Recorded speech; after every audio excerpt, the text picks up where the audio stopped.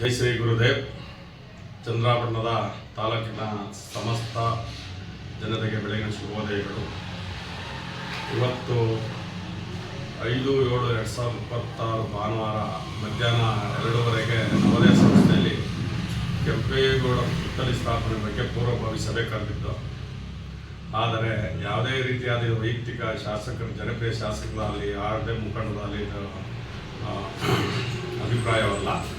ಎಲ್ಲರ ಅಭಿಪ್ರಾಯದಂತೆ ಇವತ್ತು ಶುಭ ಕಾರ್ಯಗಳು ಮತ್ತು ಬೀಗೂಟ ಮತ್ತು ಇನ್ನಿತರ ಕಾರ್ಯಗಳ ನಿಮಿತ್ತ ಎಲ್ಲ ಮುಖಂಡರುಗಳು ಇದನ್ನು ಸ್ವಲ್ಪ ಮುಂದೂಡಿ ದಯವಿಟ್ಟು ಅಂತ ಎಲ್ಲ ಕೇಳ್ಕೊಳ್ಳೋದಕ್ಕೆ ಇವತ್ತು ಈಗಿರುವ ಪೂರ್ವಭಾವಿ ಸಭೆಯನ್ನು ಮಧ್ಯಾಹ್ನ ರದ್ದುಗೊಳಿಸಲಾಗಿದೆ.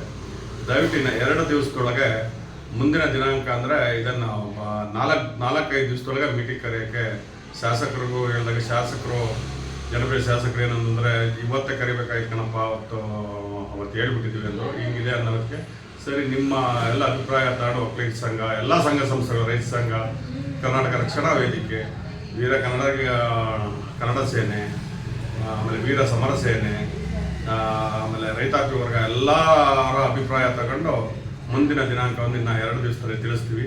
ಆದ್ದರಿಂದ ಎಲ್ಲರೂ ಸಹಕರಿಸಬೇಕಾಗಿ ವಿನಂತಿ.